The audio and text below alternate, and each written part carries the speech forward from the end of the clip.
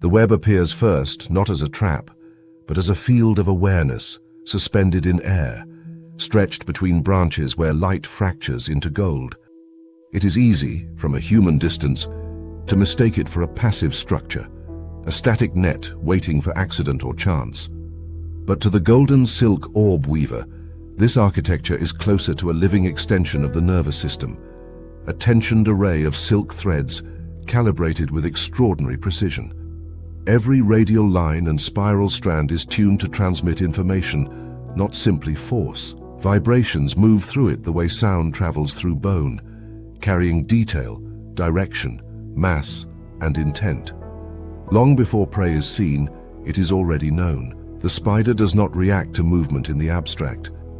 It reads vibration fingerprints. A struggling moth announces itself differently than a drifting leaf. The wing beat of a nocturnal insect produces rapid, erratic oscillations that travel unevenly through the web, while wind-driven debris sends broad, low-energy waves that fade quickly. Even other spiders leave signatures that differ subtly from prey, allowing the orb weaver to distinguish a potential mate or rival from a meal. These distinctions are not learned through thought, but embedded in the physical properties of the silk itself. Different threads conduct vibrations at different speeds and amplitudes, and the spider positions itself where those signals converge most clearly, often at the hub, where the web's informational traffic is densest.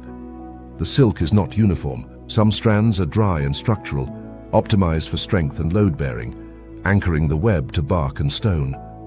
Others are coated in adhesive droplets that refract light and trap flying insects mid-impact. Those sticky spirals stretch when struck, absorbing kinetic energy that would otherwise tear the web apart, while also prolonging the struggle of the prey. This stretching changes the vibration profile in real time, allowing the spider to estimate not only what has hit the web, but how much energy remains in its movements. A large insect fighting hard produces long-lasting, high-amplitude signals. A small one fades quickly. The spider makes decisions accordingly, conserving energy by ignoring prey that does not justify the cost of engagement. This economy of effort defines the golden silk orb weaver's success. It is a predator that invests heavily upfront in construction and then lets physics and biology do the rest. The web is rebuilt regularly, but not carelessly. Silk proteins are metabolically expensive, and the spider often consumes parts of the old web before spinning a new one, recycling amino acids with ruthless efficiency. The resulting structure can span several meters, strong enough that small birds have been known to bounce off without breaking it, yet light enough to sway with the forest air. The golden hue, produced by carotenoid pigments and specific protein arrangements, may serve multiple roles at once. In bright sunlight, it can camouflage the web among foliage, while at certain angles it reflects ultraviolet light in a way that attracts insects whose vision is tuned to floral signals. Once prey is confirmed, the response is decisive. The spider moves not in panic, but with calculated speed, following the vibration gradient along the radial lines directly to the source. There is no wasted motion. Venom is delivered precisely, a biochemical cocktail designed to immobilize without liquefying too quickly, preserving the prey for later consumption. In many cases, the spider wraps first, using silk to restrict movement before biting, minimizing risk from struggling wings or defensive limbs. This sequence reduces injury and energy expenditure, allowing the spider to dominate prey that might otherwise be dangerous relative to its own body size. Yet the web is not merely a killing flaw, it is a spatial claim, a declaration of territory embedded in 3 dimensions. Placement matters more than size. Golden silk orb weavers do not spin randomly.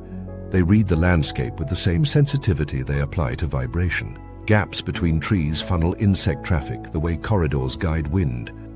Edges between sunlit clearings and shaded understory create thermal gradients that insects exploit for thermoregulation, warming their flight muscles before moving on. The spider positions its web across these invisible highways, intercepting movement where prey density is predictably high. Height is another variable. A web placed too low risks damage from ground animals and flooding air currents. Too high, and it may miss the densest layer of insect flight. The orb weaver often selects a vertical band where insects cruise during crepuscular hours, when light levels shift and visual predators are less effective. This timing is not coincidence. Many insects reduce evasive behavior at dusk and dawn, relying on fading light to conceal them, unaware that the spider's sensory world does not depend on sight at all. The web also functions as a buffer against environmental extremes. Silk responds dynamically to humidity and temperature, tightening or loosening as conditions change. In high humidity, threads become more elastic, reducing breakage during heavy prey impacts or rain. In drier air, stiffness increases, improving vibration transmission. The spider adjusts tension actively, reinforcing anchor points or replacing damaged sections, maintaining signal clarity across changing conditions. This constant maintenance transforms the web from a static object into a responsive system, one that adapts minute by minute to the environment. Predators, too, leave their marks in vibration. Birds probing the web send deep, irregular shocks that prompt immediate retreat. Parasitic wasps create lighter, more deliberate movements that trigger different defensive behaviors, including dropping from the web on a safety line or remaining motionless to avoid detection. The spider's survival depends not on overpowering every threat, but on interpreting risk accurately. Misreading a signal could mean death, and natural selection has refined this sensory discrimination over millions of years. Even reproduction is shaped by the web's sensory role. Males approaching a female's web must signal carefully, producing specific vibration patterns that distinguish them from prey. Too aggressive, and they risk being captured and consumed. Too subtle, and they may be ignored or chased away. Courtship becomes a negotiation conducted entirely through silk, a language of tension and rhythm where survival and reproduction balance on fine distinctions. In the end, the web stands as a physical record of the spider's understanding of its world. Every anchor point reflects a choice. Every strand encodes information. What appears fragile is in fact resilient, optimized, and lethal. The golden silk orb weaver does not rely on chance encounters but on predictive placement, turning knowledge of airflow, light, insect behavior, and material science into a silent, suspended sensor array. The success of the hunt is decided long before anything touches the silk. By the time the web trembles, the outcome is already known. The first thing the eye catches is not the spider, but the announcement of its presence, a stark signature stretched across open air. In a meadow where grasses sway and flowering stalks tremble with insect traffic, the wasp spider's web interrupts the background noise with deliberate geometry.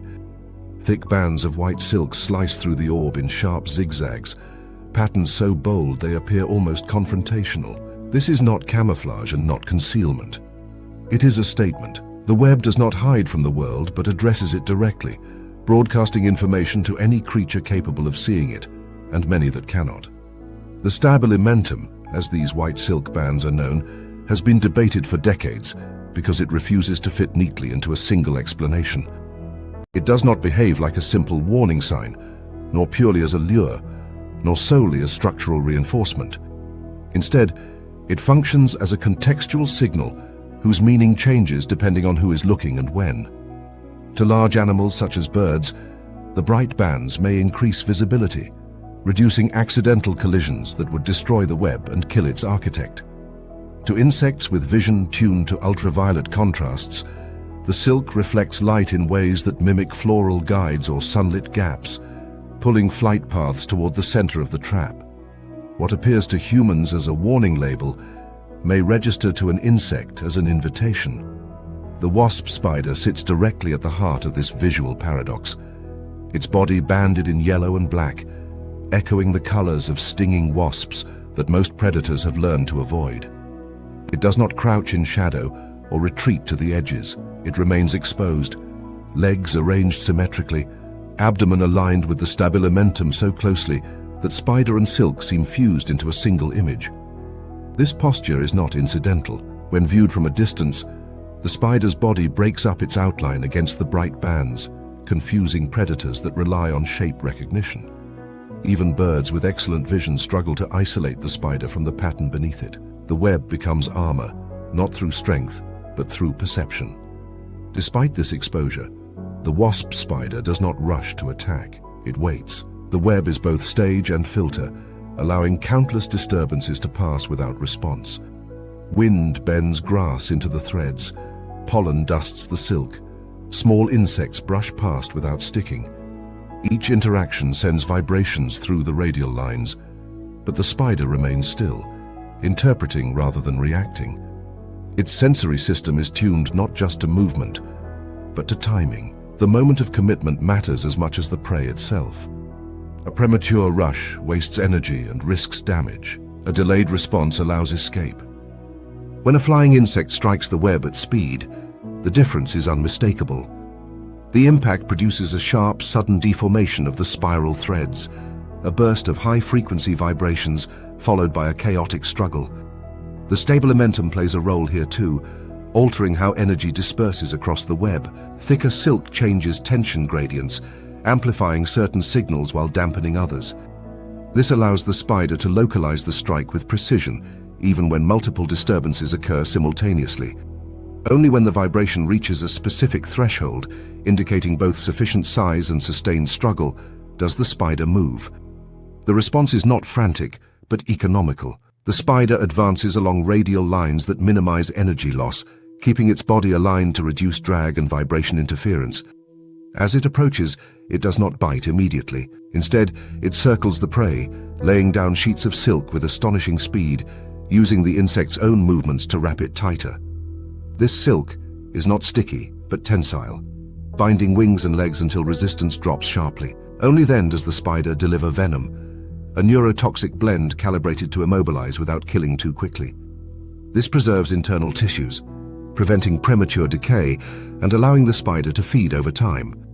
What makes this system so effective is that the spider itself performs very little of the work. The web intercepts, restrains, and signals. The spider intervenes only at the critical moment, conserving energy and minimizing risk. In ecological terms, this is a strategy optimized for environments where prey density is high but unpredictable. Meadows are chaotic spaces, shaped by wind, grazing, and seasonal growth. Insects appear in pulses rather than steady streams. By investing in a web that can advertise, confuse, and capture simultaneously, the wasp spider increases the odds that when prey does arrive, it arrives decisively. The boldness of the web also shapes the behavior of other animals in the ecosystem. Small birds adjust flight paths to avoid the conspicuous silk, creating micro-corridors of insect movement along the edges of the web. These redirected paths increase encounter rates for other predators, subtly altering local food web dynamics. Parasitic wasps, potential threats to the spider itself, approach cautiously, their probing movements producing distinctive vibrations that trigger defensive stillness or rapid retreat. The spider's survival depends not on fighting every enemy, but on letting the web communicate on its behalf, deterring some and filtering others. Seasonality adds another layer to this deception. Young wasp spiders often build webs with more pronounced stabilimenta, possibly compensating for smaller body size and reduced venom potency. As they grow, the patterns may change, becoming less frequent or differently shaped, reflecting shifts in predation risk and prey handling ability. This plasticity suggests that the web is not a fixed blueprint, but a responsive interface, adjusted according to the spider's condition and environmental pressures. Even thermoregulation plays a role. Sitting exposed in open habitats risks overheating, especially during midday sun. The white silk reflects light, reducing heat absorption near the hub, while the spider's posture minimizes surface area exposed directly to sunlight. During cooler periods, the same exposure allows rapid warming, maintaining muscle efficiency for sudden attacks. The web thus becomes part of the spider's thermal strategy, moderating extremes through placement and design. To an observer, the wasp spider appears almost reckless, advertising itself so openly, yet this visibility is precisely what keeps it safe. Predators that might otherwise snatch an unseen spider hesitate, interpreting the colors and patterns as signals of danger or inedibility. Insects that might avoid a plain web fail to recognize the stabilimentum as a threat, mistaking it for a navigational cue or harmless structure. The spider occupies the narrow space between attraction and deterrence, exploiting the limits of perception across species. This is not deception through disguise, but through communication overload. The web delivers too much information, and different receivers interpret it differently. The spider does not control these interpretations individually, but benefits from their collective confusion. It waits, motionless, while the world argues with itself about what it is seeing. When the moment comes, the outcome is swift and final. The spider commits only when success is nearly guaranteed, when the web has done its full share of the work. In this system, patience is not passivity, but precision. The stabilimentum stands as a visual manifesto, a structure that warns some, tempts others, and ultimately serves as the interface through which the spider exerts control over its environment. It is not just a trap, it is a billboard that kills. At ground level, the world fractures into vertical planes of shadow and light, a terrain of stems, stones, and bark that offers no wide horizon, only obstacles and opportunities measured in centimeters. Here, among leaf litter and sunlit edges, the jumping spider does not build a trap and does not wait. It hunts with eyes forward, body elevated, legs poised not for endurance, but for explosive precision. In this compressed landscape, survival belongs to those who can see clearly, judge distance accurately, and act without hesitation. For the jumping spider, vision is not a secondary sense, but the central axis around which every decision turns. Unlike most spiders, whose sensory world is dominated by vibration and chemical cues, the jumping spider lives by sight. Its front-facing principal eyes are large, forward-oriented, and capable of resolving fine detail at close range. These eyes do not merely detect movement, they form sharp images, allowing the spider to distinguish shape, color, and relative size. Smaller secondary eyes positioned around the head widen the visual field, detecting motion from nearly all directions and alerting the spider to threats or opportunities outside its direct line of sight. Together, this arrangement creates a surveillance system that rivals that of many vertebrates at the same scale, enabling active tracking rather than passive detection. The environment it hunts in is visually noisy. Leaves sway, shadows shift, and countless insects move unpredictably through the frame. To function here, the spider must separate signal from distraction. It does this by locking onto targets that match specific criteria: size within a manageable range, movement patterns consistent with prey rather than predators, and positions that offer clear approach routes. A fly resting on a sun-warmed leaf is evaluated not only for its nutritional value, but for the risk it poses. Wings suggest speed and escape potential. Mandibles or stingers indicate danger. The spider weighs these factors quickly, without trial and error. Mistakes are costly when the hunter is small and unarmored. Once a target is selected, the spider does not rush, it stalks. Movement becomes deliberate and segmented, broken into small advances followed by long pauses. During these pauses, the spider reorients its body minutely, adjusting angle and posture to maintain optimal visual alignment. It does not rely on peripheral vision alone, but actively centers the prey in its principal eyes, tracking even subtle changes in position. This micro-positioning reduces uncertainty, allowing the spider to build a three-dimensional map of the scene in real time. Distance estimation is critical. A jumping spider cannot afford to misjudge range because its attack is ballistic. There is no mid-course correction once it launches.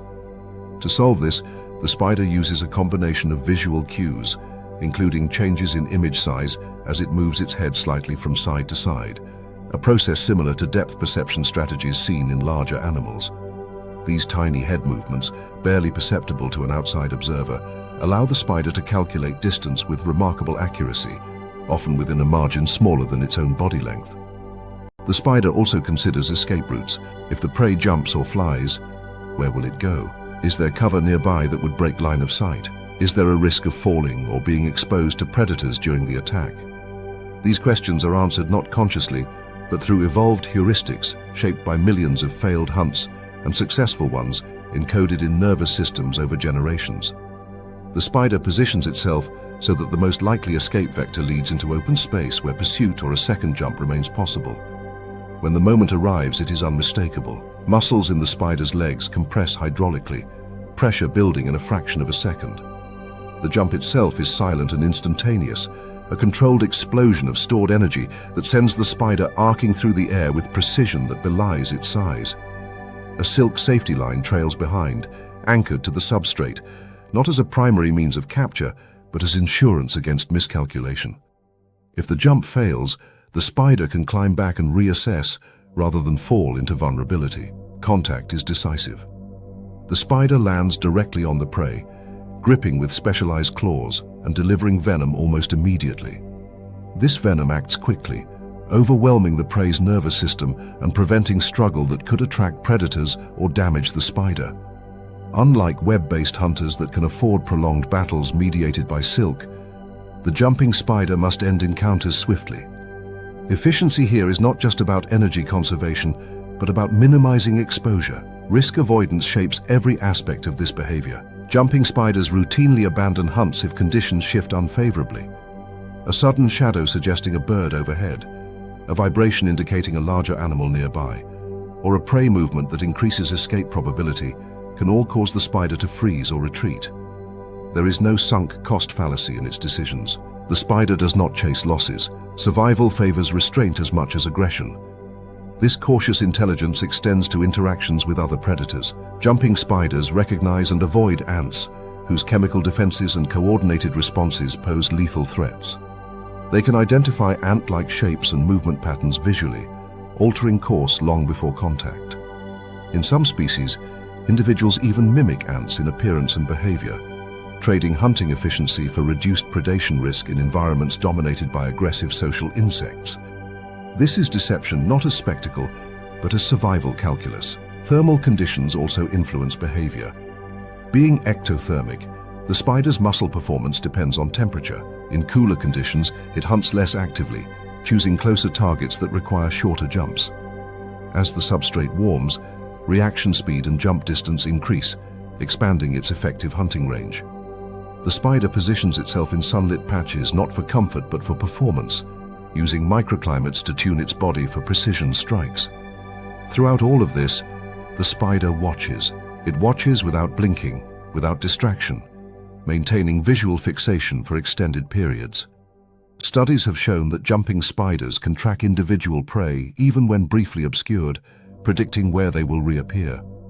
This predictive tracking is rare among invertebrates and underscores how central vision is to their hunting strategy. The spider is not reacting moment to moment but anticipating, adjusting its position to intercept rather than chase. From a human perspective, this attentiveness feels unsettling. There is something disquieting about an animal so small exhibiting behaviors associated with much larger predators. The spider's body remains still, but its eyes move, scanning, recalibrating, waiting. It does not fidget. It does not rush. It commits only when success is likely and retreat remains possible. This balance of patience and violence defines its role in the ecosystem as a regulator of small insect populations, removing individuals with minimal collateral disruption. In the end, the jumping spider does not dominate through numbers or traps or chemical weapons. It dominates through awareness. It sees the world in detail and acts with intention, turning a chaotic environment into a series of solvable problems. The creepiest truth is not the speed of its jump or the precision of its venom, but the way it observes. Long before it moves, long before it attacks, the jumping spider watches its prey the way a cat does, with focus that feels uncomfortably familiar. In the layered green of shrubs and tall grasses, danger does not announce itself with movement or sound. It waits. The praying mantis is already there, aligned with stems and leaves so precisely that its outline dissolves into the architecture of the plant itself. From a distance, it is not an animal, but a continuation of vegetation, another vertical element shaped by wind and light. This stillness is not inactivity, but active concealment, a strategy refined to the point where motion would only weaken it. In a world where most insects survive by fleeing, the mantis survives by becoming irrelevant to notice. Its body is built for this deception.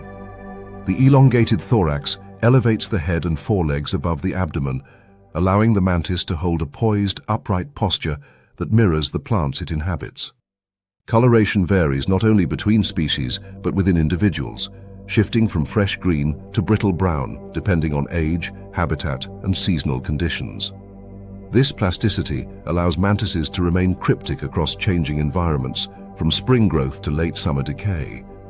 Even the surface texture of the exoskeleton reduces reflectivity, preventing telltale glints that might betray its presence to sharp-eyed predators or wary prey.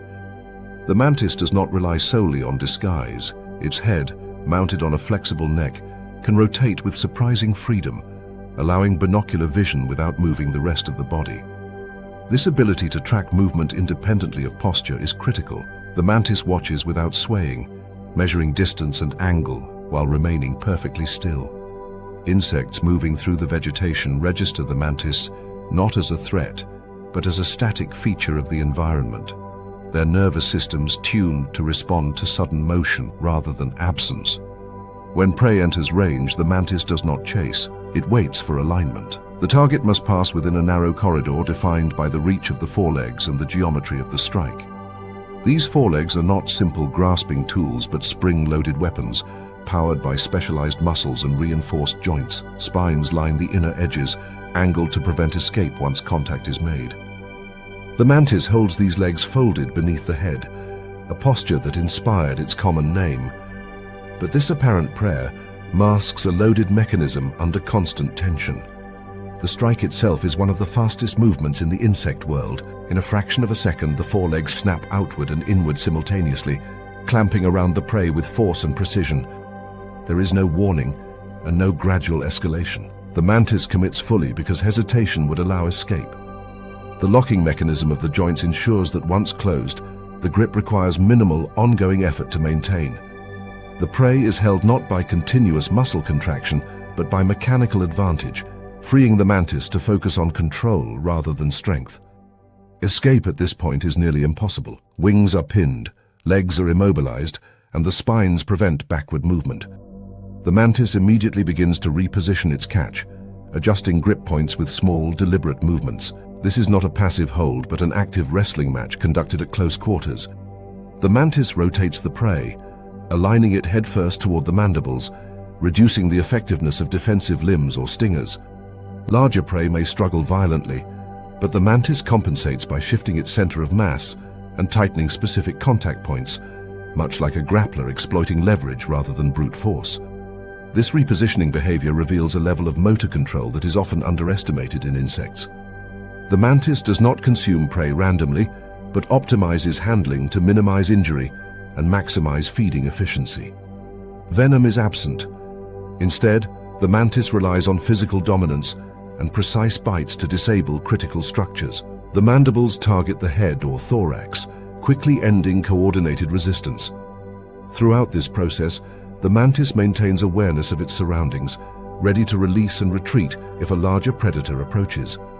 Even in the act of feeding, survival calculus continues. The effectiveness of this ambush strategy reshapes local insect behavior. Areas inhabited by mantises become zones of elevated risk, where flying insects adjust flight paths, and ground-dwelling species increase speed and vigilance. The mantis does not need to hunt continuously to exert pressure. Its mere presence alters movement patterns, creating a landscape of fear that reduces insect density around favored perches.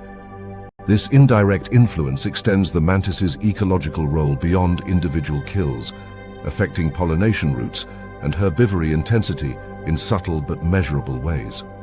Thermoregulation adds another layer to this mastery of stillness. As ectotherms, mantises depend on external heat to power muscle performance.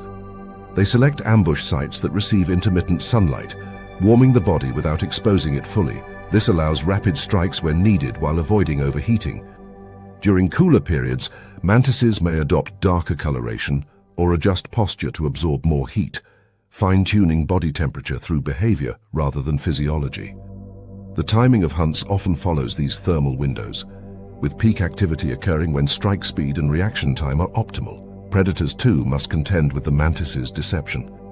Birds scanning for movement often overlook mantises entirely, while those that do detect them may hesitate, misjudging the insect's size or orientation. Some mantis species add another layer of defense through startle displays, revealing bright colors or eye spots only when threatened, exploiting predator hesitation to escape. But these displays are last resorts. The primary defense remains invisibility through stillness. The mantis's fearsome reputation extends even to other predators. It will not hesitate to attack insects armed with stingers or chemical defenses, including wasps and bees, adjusting handling techniques to avoid being injured. In rare cases, larger mantises have been observed capturing small vertebrates, such as lizards or birds, when circumstances align. These events are exceptional, but they underscore the mechanical efficiency of the mantis's forelegs and the unforgiving nature of its grip.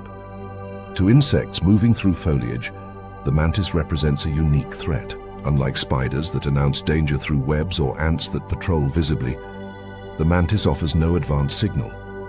There is no vibration, no chemical warning, no obvious predator shape. There is only the shadow of a leaf that does not move when the wind does. Evolution has taught insects to fear sudden motion, but the mantis kills in the absence of it. The lesson is cruel and simple. In the world of leaves and light, not every shadow belongs to a plant. In forests where branches overlap and leaves weave a restless canopy, danger does not always come from what moves. Sometimes, it comes from what fails to be noticed at all.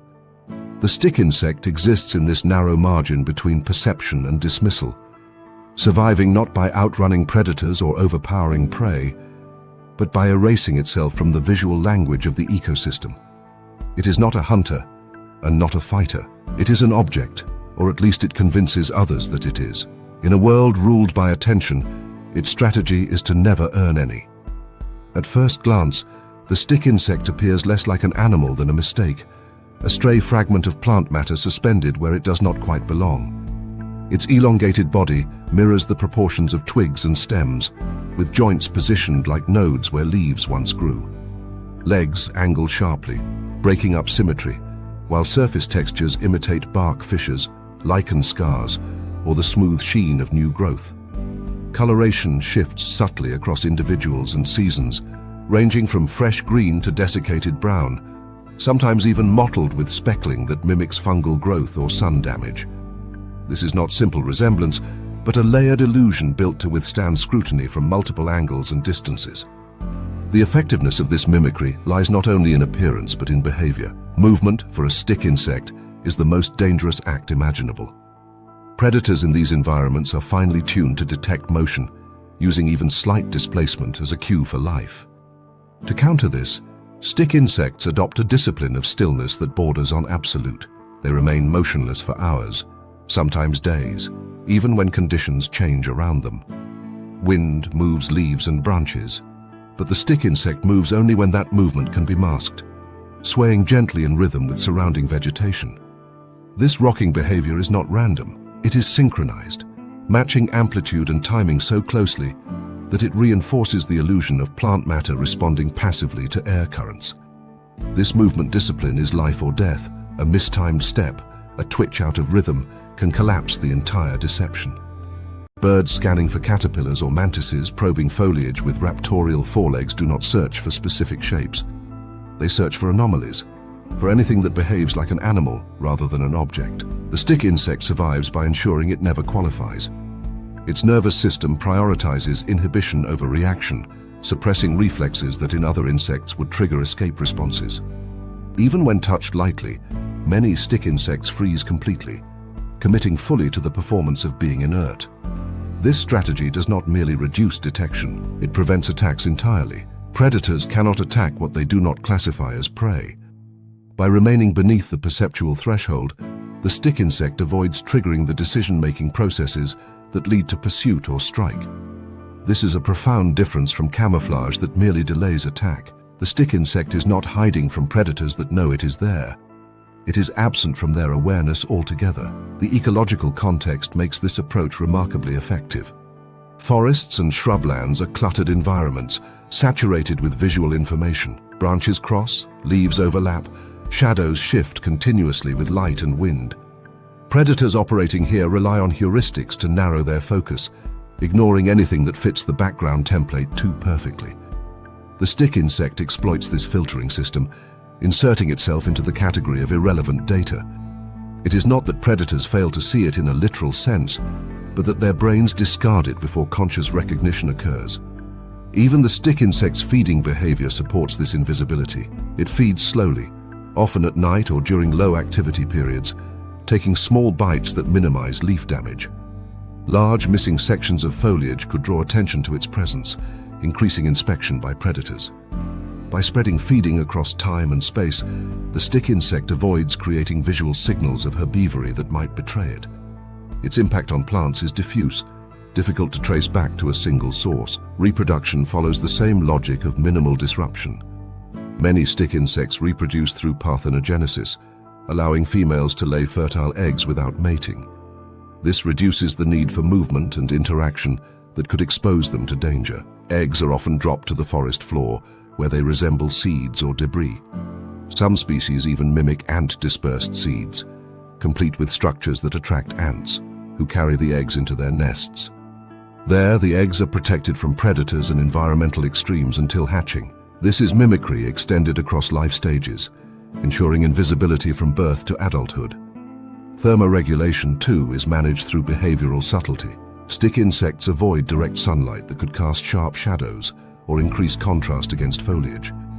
They position themselves in diffuse light, where edges blur and depth perception weakens. Body shape aids this, with flattened or angular forms that disrupt outlines and prevent easy detection. In cooler conditions, they may shift slightly to absorb heat without changing overall posture, balancing metabolic needs against the risk of exposure. Predators occasionally breach this invisibility. A bird may land on the same branch, or a mammal may brush past, dislodging the insect. In these moments, the stick insect often employs thanatosis, remaining completely still even when handled. This response relies on a predator's expectation that prey will struggle. When nothing happens, interest often fades. In rare cases, some species can autotomize limbs, shedding a leg to escape, while the predator investigates the detached movement. Even this sacrifice serves the broader goal of maintaining the illusion of lifelessness. What is striking about the stick insect strategy is how little it resembles conventional ideas of survival. There is no chase, no ambush, no chemical weapon or mechanical trap. Instead, there is patience, restraint, and an intimate understanding of how other animals perceive the world. The stick insect survives by mastering the psychology of its predators, exploiting not their weaknesses of strength or speed, but their cognitive shortcuts. In ecosystems filled with dramatic hunters and elaborate defenses, the stick insect occupies a quieter niche. Its presence shapes predator behavior indirectly, reinforcing reliance on movement detection and visual contrast. By being consistently overlooked, it helps define what predators learn to ignore, influencing foraging patterns across the community. This makes it an ecological participant not through action, but through absence. The unsettling power of this strategy lies in its simplicity. The stick insect does not deceive by pretending to be something else alive. It deceives by becoming something that does not matter. In a sensory world overloaded with information, irrelevance is the safest place to be. For predators, the twig that never moves is not a missed opportunity, but a non-entity. For the stick insect, that dismissal is everything. Survival in this case is not about standing out or striking first, but about dissolving into the background so completely that danger never begins. At the forest edge, where sunlight filters through a fractured canopy and young leaves grow soft and vulnerable, the first sign of danger is not destruction, but intention. A single leafcutter ant appears on a branch, moving with purpose rather than haste. It pauses, antennae sweeping the surface, sampling chemical traces left by wind, rain, and other insects. This ant is not a worker in the ordinary sense, it is a scout, an extension of a much larger organism that has learned to think spatially, to plan routes before committing force. What it evaluates is not just the leaf beneath its feet, but the cost of reaching it, the resistance it might encounter, and the value it holds for the colony far beyond this tree. Leafcutter ants do not forage randomly. Their raids begin with reconnaissance, often hours or days before the first cut is made. Scouts assess plant chemistry, avoiding leaves rich in defensive compounds that could poison the fungal crop back home. They test toughness, moisture, and regrowth potential, because a good target is not merely edible once but renewable. When a suitable plant is found, the scout lays a pheromone trail on its return journey, a chemical line that encodes direction, distance, and quality. This trail is not a simple invitation. It is a data stream, one that can be strengthened redirected, or abandoned, depending on how the environment responds. Once the signal reaches the nest, the raid begins. Workers emerge in increasing numbers, following the pheromone highway with mechanical precision. These trails are not vague paths, but sharply defined corridors of information, reinforced continuously by passing ants. Each ant contributes to the signal, updating it in real time. If an obstacle appears, fallen debris or a flooded patch of ground, ants do not hesitate blindly. They probe, detour, and lay alternative routes, allowing the network to reroute traffic with efficiency that rivals engineered systems. The trail evolves as the raid progresses, optimizing flow and minimizing congestion. At the cutting site, the transformation is rapid.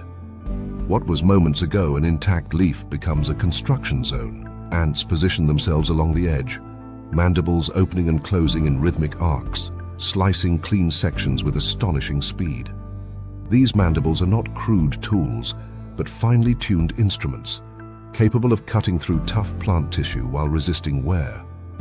Some species incorporate trace metals into their mandibles, increasing hardness and longevity, an adaptation that reflects the industrial scale of their work. Each fragment is sized for transport efficiency, large enough to justify the effort, but small enough to be carried over long distances. As the first fragments are lifted, the system reveals its depth. Ants carrying leaves move at a different pace than those returning empty, and traffic rules emerge without central control. Loaded ants often take the center of the trail, while outbound ants hug the edges, reducing collisions. Smaller workers may climb onto leaf fragments, hitching rides to conserve energy, while others act as guards, patrolling the columns to deter parasites and predators. The raid becomes a moving structure, flexible yet coordinated, adapting moment by moment to terrain and threat. Predators do not face a single ant, but a wall of coordinated activity. A bird that swoops down encounters not confusion, but escalation. Alarm pheromones spread instantly, shifting ant behavior from harvesting to defense. Workers rear up, mandibles open, while larger soldiers arrive from deeper in the nest, their heads oversized and jaws built for combat. The raid does not dissolve under pressure. It hardens. Even predators that succeed in taking individual ants gain little, because the flow continues uninterrupted. The system absorbs losses without slowing, a hallmark of resilience rather than fragility. The true purpose of the raid is not consumption at the surface. The leaves are not eaten directly. They are raw material, destined for underground chambers where a cultivated fungus waits.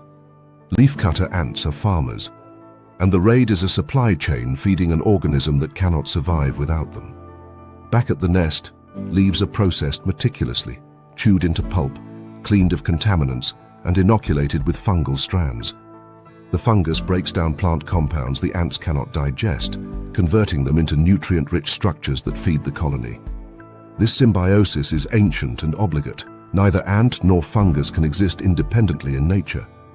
Maintaining this agricultural system requires strict quality control.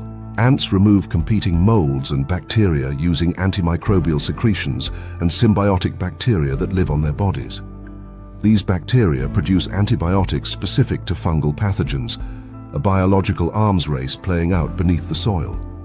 The raid, therefore, is not just a foraging expedition, but a protective act, ensuring the long-term stability of a living food source. Every leaf fragment carries risk as well as reward, and the colony's survival depends on managing both. Territory is controlled not by walls or fences, but by chemistry. Pheromone trails extend outward from the nest like arteries, defining zones of influence that can shift seasonally or even daily. When two colonies' trails intersect, chemical signatures determine outcomes. Some encounters lead to avoidance, others to violent clashes where thousands of ants engage in sustained combat. Victory is not about individual strength, but about logistics, the ability to move reinforcements and supplies faster than the opponent. Territory expands or contracts accordingly, reshaping the local ecosystem by altering which plants are harvested and which are spared. Environmental conditions modulate every aspect of this system. During heavy rain, trails are rerouted or temporarily abandoned, with ants switching to elevated paths or waiting for conditions to stabilize. Temperature influences activity levels, with raids intensifying during optimal thermal windows when ant metabolism and fungal growth align. Even time of day matters. Many raids occur at night or during overcast conditions, reducing heat stress and predation risk. The colony operates on multiple overlapping schedules, each tuned to different constraints. From a distance, a leafcutter raid can appear almost surreal. A steady stream of green fragments moves across the forest floor, each carried by an insect a fraction of the leaf's size. There is no visible leader, no shouted command, yet the flow persists with unwavering direction. This is coordination without hierarchy, intelligence distributed across thousands of bodies linked by chemical communication. The trap here is not a pit or a web, it is inevitability. Plants caught within the colony's logistical reach will be stripped systematically, not through brute force but through sustained pressure that overwhelms regeneration and defense. Other organisms respond accordingly. Some plants evolve tougher leaves or chemical deterrents. Others grow faster, attempting to outpace harvest. Predators learn to exploit the trails, ambushing ants or feeding on the fungus gardens when nests are breached. The leafcutter ant, in turn, adapts its routes and defenses, maintaining a dynamic balance that reshapes the forest floor over time. These ants are not background characters but engineers, altering nutrient cycles, soil structure, and plant community composition through their relentless activity. What makes this system unsettling is its scale and coherence. No single ant understands the whole operation, yet the colony behaves as if it does. Decisions emerge from interaction rather than command, from chemistry rather than cognition. The raid is not chaos but choreography, each movement reinforcing the next until resistance becomes irrelevant.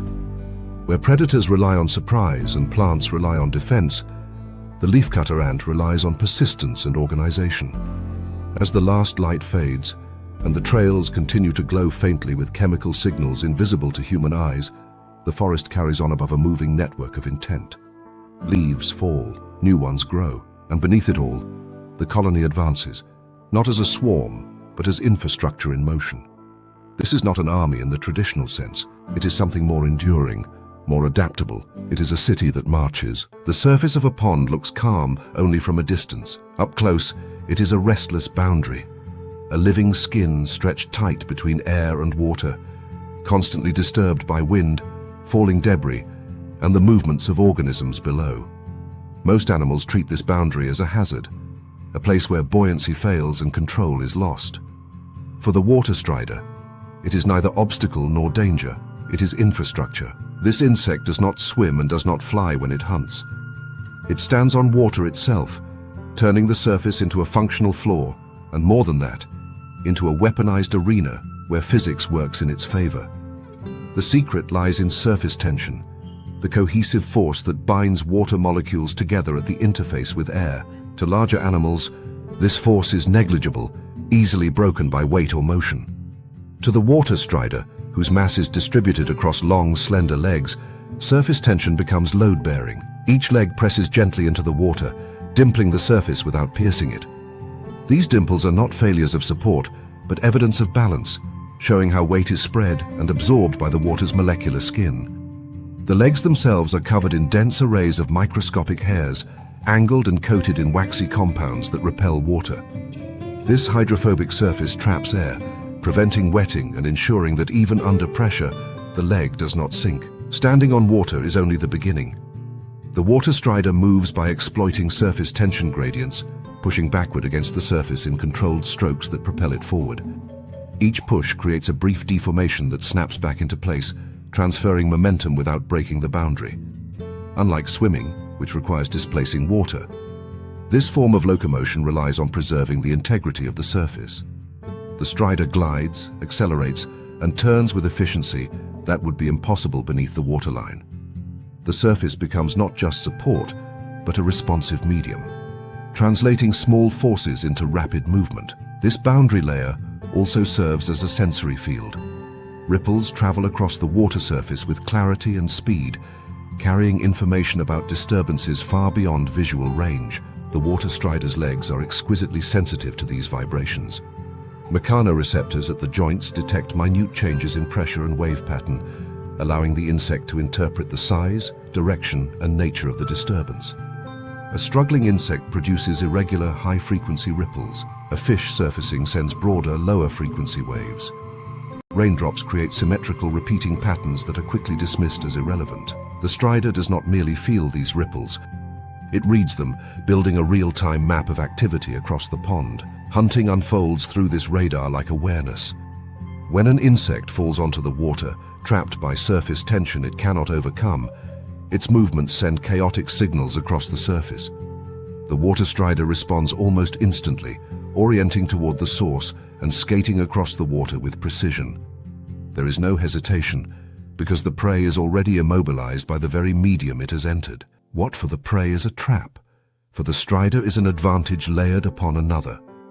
The insect strikes with its forelegs, piercing the prey and injecting digestive enzymes that begin breaking down tissues. Feeding occurs directly on the surface, the water supporting both predator and prey in a suspended tableau. Avoidance is equally refined. Predators beneath the surface, such as fish, create pressure waves that reach the strider long before the predator itself breaks the surface. The strider reacts by moving laterally or leaping into the air, using surface tension as a springboard. These jumps are short but sufficient, lifting the insect clear of danger and allowing it to land again on the water nearby.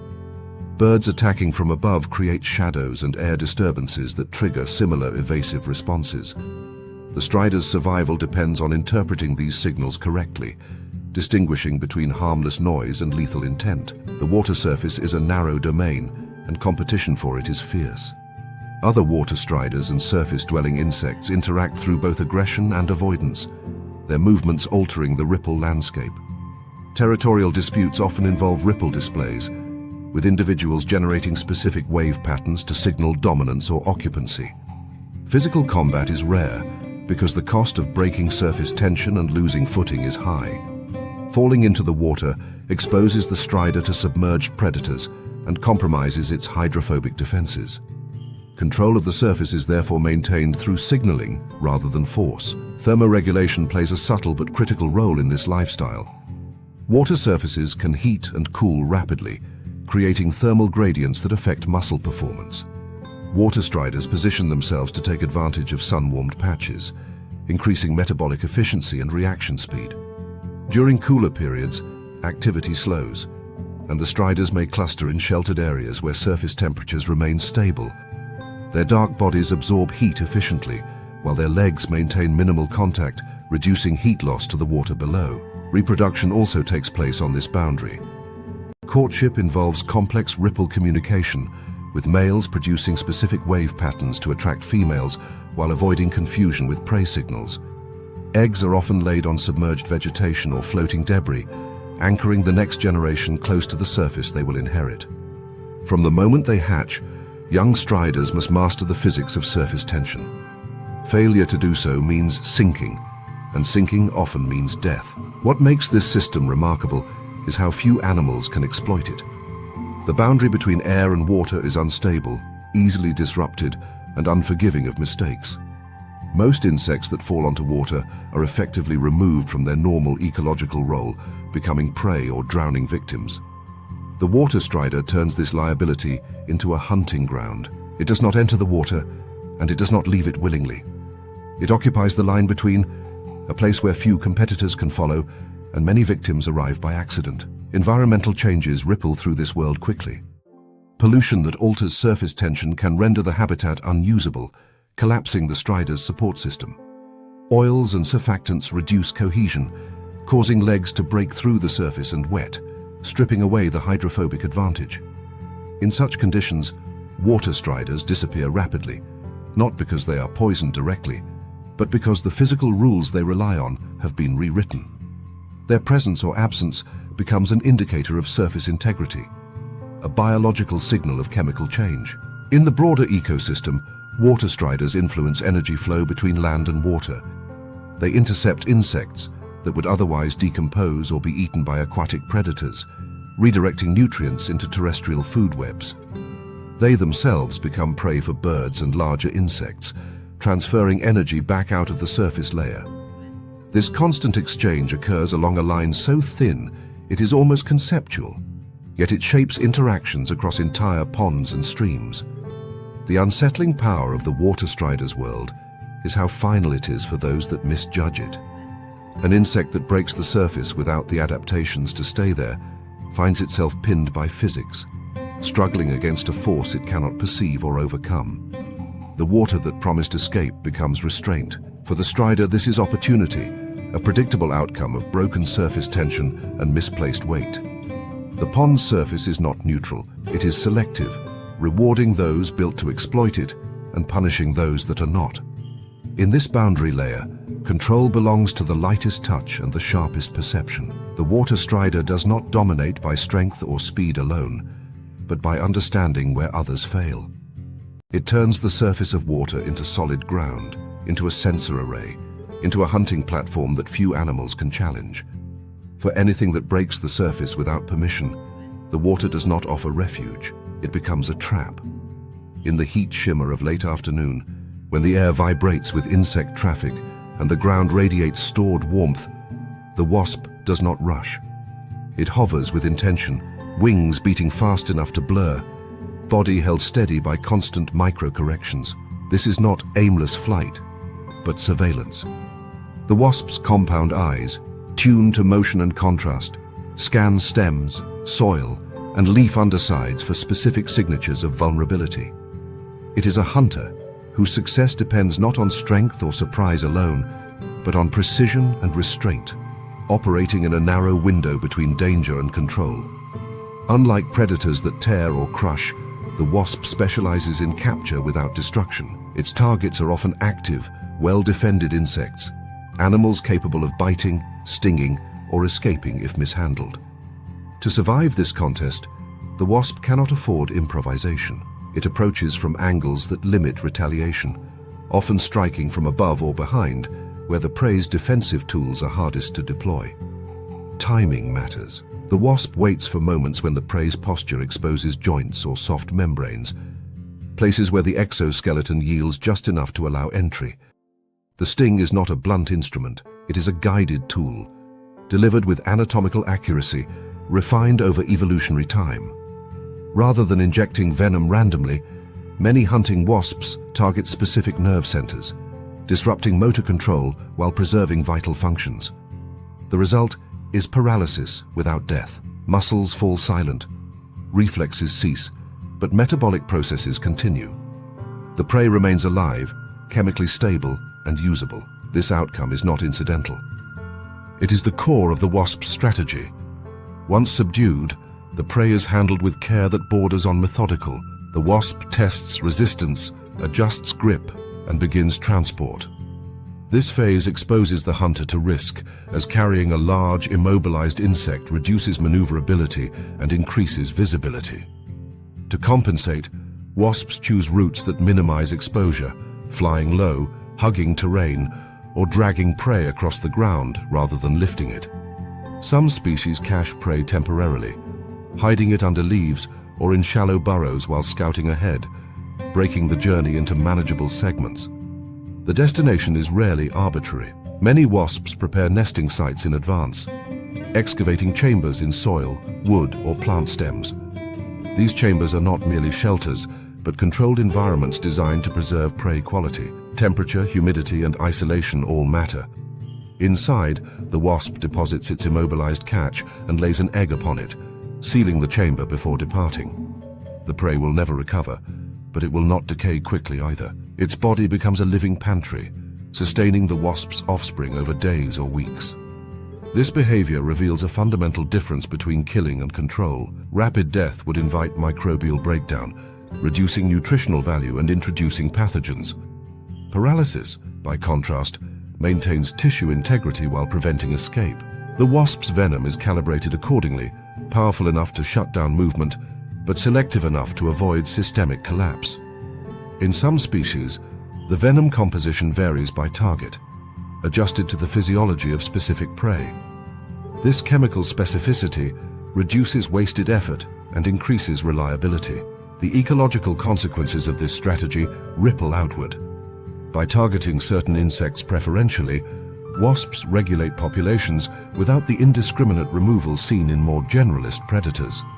Caterpillars, beetles, and spiders are harvested selectively, often individuals exposed or active during particular times of day. This pressure shapes prey behavior, encouraging concealment, altered activity cycles, or the evolution of thicker cuticles and improved defenses. The wasp becomes not just a hunter, but a selective force, sculpting the evolutionary responses of those it hunts. Avoiding danger is as important as delivering the sting. Many prey species possess formidable defenses, including spines, toxins, or their own venom. Wasps learn to recognize these hazards visually and chemically, rejecting prey that carries unacceptable risk. Even when engaging dangerous targets, the wasp minimizes exposure time, striking quickly and disengaging before counterattacks can land. The sting itself is often delivered mid-air or during brief contact, reducing the chance of injury. Thermoregulation plays a subtle role in this dance. Wasps are ectothermic, relying on ambient heat to power flight muscles and venom delivery. Hunting intensity increases during warm periods when reaction speed and muscle control peak. In cooler conditions, wasps may focus on smaller prey or postpone hunts entirely. Nest placement reflects this sensitivity, with chambers often positioned to maintain stable temperatures that support larval development and prevent prey spoilage. Some wasps push this control further, manipulating prey behavior before immobilization. Certain species induce temporary torpor or disorientation, allowing safer handling. Others target prey already weakened by age or disease, reducing the need for prolonged struggle. These refinements demonstrate how wasp hunting is not a single act, but a sequence of decisions, each reducing risk and maximizing return. Predators of wasps face their own challenges. Bright coloration and aggressive flight patterns advertise danger, discouraging birds and mammals from attack. Even so, wasps do not rely on intimidation alone. They remain vigilant, capable of abandoning prey or nests if threats escalate. This willingness to retreat underscores a broader pattern. Wasps prioritize survival over possession. Prey can be replaced, a life cannot. The understated efficiency of this system often goes unnoticed. To human observers, a wasp carrying a paralyzed insect may seem cruel or excessive. In ecological terms, it is elegant. Energy is stored, not wasted. Resources are preserved, not destroyed. The wasp's offspring receives fresh, uncontaminated nutrition, and the surrounding ecosystem avoids the nutrient shock of rapid carcass decay. Control replaces chaos. As dusk approaches and temperatures fall, hunting wanes. Wasps return to nests or sheltered roosts, wings folding, metabolism slowing.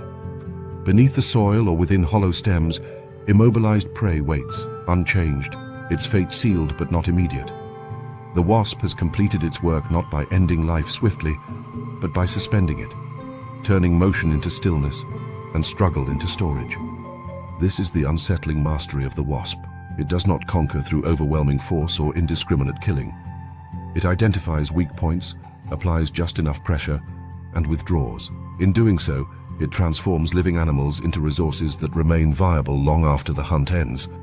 The wasp's power lies not in speed alone, but in its ability to dictate outcomes with surgical restraint. It does not kill fast. It controls. Deep inside a fallen trunk, where daylight dissolves into layered shadow and the air smells of sap and decay, the trap is already set. It is not visible from the outside. There is no snare, no web, no sudden strike. Instead, there is absence, a hollowing out of solid matter that turns wood itself into refuge and weapon. The longhorn beetle does not rely on speed, venom, or deception in open space. Its advantage lies in where it lives, and more importantly, where others cannot follow. Wood is not inert. To most animals, it is a barrier, dense and unyielding, a place to perch on or chew around, but rarely penetrate deeply. To the longhorn beetle, especially in its larval form, wood is habitat, food source, and shield combined. The life of this insect unfolds largely out of sight, beginning when eggs are deposited in cracks of bark, crevices softened by moisture, or wounds where fungi have already begun to loosen plant defenses. From the moment the larva emerges, it moves inward, away from exposure, into a three-dimensional maze of fibers that few predators are equipped to enter. The larva itself is not built for escape or combat. It is pale, soft-bodied, and slow, an easy meal if exposed, but exposure almost never happens. Using powerful mandibles adapted not for biting enemies but for grinding cellulose, the larva excavates tunnels that snake through the wood in widening arcs. These galleries are not random. They follow gradients of moisture and nutrient content, avoiding dry, dead zones and steering clear of structural weaknesses that might collapse. The larva feeds as it digs, converting plant tissue into energy while simultaneously constructing its own shelter. This tunneling behavior creates what are effectively safe zones, regions of the environment that are inaccessible to most predators. Birds cannot reach inside solid wood. Ants struggle to navigate narrow, debris-filled passages. Parasitic wasps, specialists at locating hidden prey, may detect chemical traces but often fail to insert their ovipositors deep enough to reach the larva. Even when predators do gain access, the tunnels themselves act as defensive architecture. Tight turns limit pursuit. Frass, the compacted waste produced by feeding, fills unused passages, blocking entry and masking scent. The larva is not hiding in wood, it is reshaping wood into a fortress. Time works in the beetle's favor. Larval development can take years, depending on species, wood type, and environmental conditions. During this period, the beetle remains insulated from temperature extremes, buffered against drought and cold by the thermal mass of its surroundings. Wood heats and cools slowly, smoothing out fluctuations that would stress exposed insects. This stable microclimate allows the larva to grow steadily, even when surface conditions are hostile. Predators come and go. Seasons change. The larva continues feeding, protected by depth and density. The ecological effects of this hidden life are profound. By tunneling through dead or dying wood, longhorn beetle larvae accelerate decomposition, opening pathways for fungi, bacteria, and other invertebrates. Their galleries become conduits for moisture and oxygen, transforming solid timber into living substrate. In this way, the beetle participates in nutrient cycling not through visible consumption, but through structural alteration. The trap it builds for its own safety becomes an entry point for an entire community of organisms. When the time comes for transformation, the beetle does not emerge immediately. Pupation occurs within the same hidden chambers, often deeper than feeding tunnels, adding another layer of protection during a vulnerable stage. Only after metamorphosis is complete does the adult begin its outward journey, chewing a final exit hole to the surface. Even this emergence is timed carefully, often synchronized with temperature, humidity, and seasonal availability of mates. The adult's exposure to the open world is deliberate and limited, a calculated risk after years of seclusion. The adult longhorn beetle is built differently, not for tunneling but for navigation. Its most striking feature, the elongated antennae that give the group its name, are not decorative. These antennae are sophisticated sensory arrays, packed with receptors capable of detecting chemical cues, air movement, and spatial obstacles. In complex environments like forest understory or fallen logs, vision alone is insufficient. The antennae sweep ahead and to the sides, mapping space through touch and scent, allowing the beetle to move confidently through cluttered terrain. Chemical sensing is especially important. Adult longhorn beetles use pheromones to locate mates across distances where visual contact is impossible. Some species can detect host tree compounds released by stressed or dying wood, guiding them to suitable sites for egg-laying. These cues are faint and diffuse, often masked by the background chemistry of the forest. The beetle's antennae resolve this noise, isolating relevant signals and ignoring the rest. This ability allows adults to find the precise habitats their offspring will require long before any larva takes its first bite. Movement through these environments demands caution. Adult longhorn beetles are not fast runners or agile flyers compared to other insects. Their defense lies in spatial awareness rather than speed. The antennae probe gaps, edges, and surfaces before the body commits, reducing the risk of sudden exposure. If threatened, many species rely on stillness or retreat into crevices rather than flight, trusting structure over motion. The beetle understands its strengths. It belongs among obstacles, not in open air. Predators face a dilemma when dealing with longhorn beetles. Larvae are inaccessible for most of their lives. Adults are often encountered on or near wood, where escape routes lead immediately back into cover. Even when captured, some species can produce audible sounds by rubbing body parts together, startling predators or signaling distress. Others rely on sheer toughness, with hardened exoskeletons that resist crushing, but these are secondary defenses. The primary protection remains spatial exclusion. Predators cannot exploit what they cannot physically reach. This strategy shapes interactions across the ecosystem. Woodpeckers, among the few animals capable of extracting larvae from deep wood, specialize in detecting subtle signs of beetle activity. Their foraging creates openings that benefit other species, but also limits beetle populations. In response, some longhorn beetles select wood types or positions that are harder to excavate, such as denser heartwood or sections closer to the ground. This dynamic interplay drives specialization on both sides, an evolutionary arms race fought in silence beneath bark. Even parasites that have adapted to infiltrate these spaces face constraints. Many parasitic wasps have ovipositors long enough to penetrate wood, but accuracy declines with depth and complexity. The more tortuous the larval tunnels, the lower the odds of successful parasitism. The beetle's feeding behavior indirectly selects against straight lines, favoring curves and irregular paths that confuse invaders. What looks like inefficient wandering is in fact defensive architecture. The longhorn beetle's life illustrates a form of predation avoidance that is often overlooked. Instead of outrunning danger or fighting it, the beetle removes itself from the contest entirely. It occupies volumes of space that are structurally protected, turning the environment itself into armor. This approach is slow, resource-intensive, and invisible, but it is remarkably effective. Many beetles reach adulthood without ever encountering a predator capable of harming them during their most vulnerable stages. In the end, the longhorn beetle is not defined by spectacle. It does not dazzle with color or threaten with venom. Its success is quiet, measured in absence rather than confrontation. By living inside the material of the world, it makes pursuit impractical and attack unlikely. The forest may appear open and accessible on the surface, but beneath that lies a layered architecture of refuge and exclusion. The longhorn beetle understands this structure intimately, carving out spaces where danger cannot follow. In a landscape full of hunters, survival sometimes belongs not to the fastest or fiercest, but to those who choose places beyond reach. You cannot catch what you cannot reach.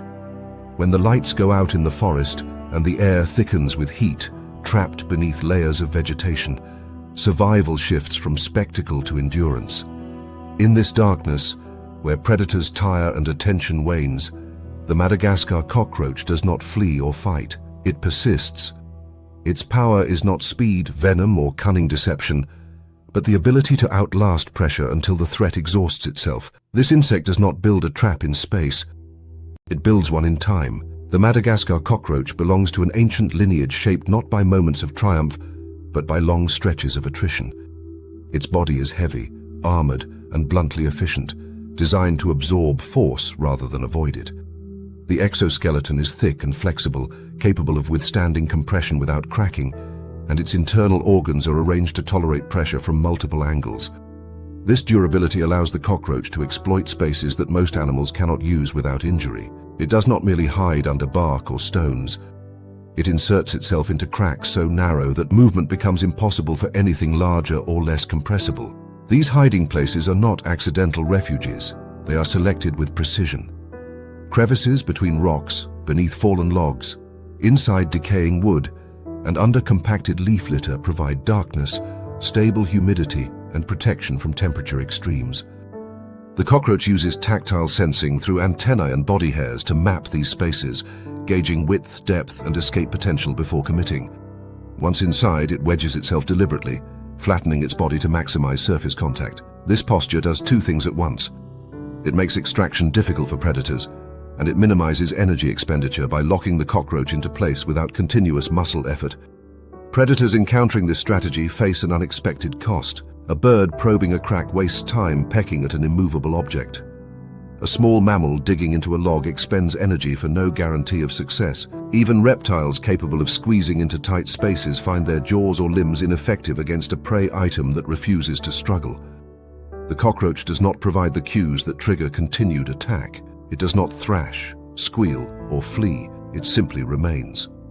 This refusal to escalate is central to its survival. Many predators rely on rapid resolution, either capture or abandonment. Prolonged engagement increases exposure to their own predators and drains energy reserves. The Madagascar cockroach exploits this limitation mercilessly. By offering no payoff, it turns pursuit into a losing investment. Predators leave not because they are defeated, but because they are bored, fatigued, or distracted by easier opportunities. The cockroach remains untouched, its survival secured not by victory, but by attrition. Darkness itself becomes armor. The cockroach is nocturnal, emerging primarily when visual hunters are least effective. Its compound eyes are adapted to low light, prioritizing sensitivity over resolution. Chemical and tactile senses dominate, allowing it to navigate complex environments without reliance on sight. In the absence of light, the cockroach's world becomes richer, while that of many predators collapses. Shadows erase outlines. Motion becomes ambiguous. The advantage shifts toward those who can function without visual confirmation. When movement is necessary, it is calculated and brief. The cockroach does not sprint unless escape routes are confirmed. Instead, it advances in short bursts, hugging surfaces and slipping into cover at the first sign of disturbance. Its legs are splayed low, keeping the body close to the substrate, reducing profile and improving traction. This posture allows rapid directional changes without loss of stability, crucial when navigating cluttered terrain where sudden obstacles are common. The physiological resilience of the Madagascar cockroach extends beyond physical durability. Its metabolism is remarkably flexible, capable of slowing to conserve energy during prolonged periods of inactivity. This ability allows it to survive long stretches without food, waiting out unfavorable conditions rather than risking exposure. In ecological terms, this means the cockroach can persist through droughts, temperature drops, and temporary scarcity that would eliminate less adaptable insects. Time, again, becomes its ally. Even its respiration reflects this endurance-based strategy. Cockroaches breathe through spiracles that can close, reducing water loss and limiting exposure to airborne threats. During confinement in tight spaces, oxygen levels may fluctuate, but the cockroach tolerates these changes far better than most insects. This tolerance allows it to remain hidden longer, resisting the urge to flee when predators probe nearby. What appears to be passivity is in fact restraint honed by selection. The Madagascar cockroach is also chemically uninteresting to many predators.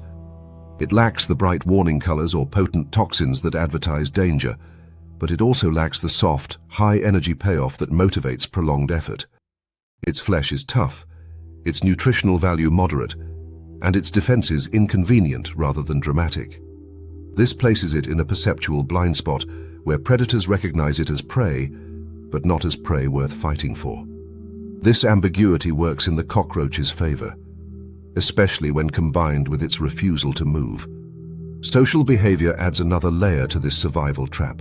Cockroaches often aggregate in sheltered locations, creating zones saturated with their scent. This communal presence reinforces site fidelity, drawing individuals back to proven refuges. These aggregation sites become well-established safe zones, repeatedly used across generations. Predators may learn their locations, but the cost of extracting individuals remains high and the payoff remains low. Over time, even persistent predators reduce effort, shifting focus elsewhere. The ecological role of this endurance is subtle but significant. By surviving where others perish, Madagascar cockroaches maintain continuity in nutrient cycling and decomposition. They feed on decaying plant matter, fungi, and detritus, breaking down material that would otherwise accumulate. Their presence stabilizes food webs during periods of stress, providing prey for specialized predators while resisting collapse under pressure. They are not flashy contributors, but they are reliable ones. In laboratory settings, these cockroaches have demonstrated extraordinary longevity compared to other insects of similar size. While such conditions exaggerate lifespan beyond what occurs in the wild, They reflect underlying biological capacity. This capacity is not about extending life indefinitely, but about surviving unpredictability. When environments change suddenly, when predators surge or resources vanish, endurance becomes more valuable than specialization. The unsettling lesson of the Madagascar cockroach is that survival does not always reward aggression or intelligence in the human sense. Sometimes it rewards refusal to panic, refusal to chase opportunity, refusal to engage. By becoming difficult rather than dangerous, by making every interaction costly and unrewarding, the cockroach reshapes the decision-making of those that would kill it. The predator leaves not because it has failed, but because continuing no longer makes sense. As night deepens and the forest settles into quieter rhythms, the cockroach remains where it is, pressed into darkness, its outline lost against stone and wood. Time passes, predators move on, conditions shift. Eventually, when the risk has drained away, the cockroach emerges and resumes its quiet work, unchanged by the encounter that never fully happened. This is the final trap, and the most merciless, not jaws or venom or speed, but duration. By outlasting attention, outlasting hunger, outlasting danger itself, the Madagascar cockroach turns survival into a waiting game that few opponents can afford to play. In this world, sometimes the trap is not space, not strength, not even fear. Sometimes the trap is time itself.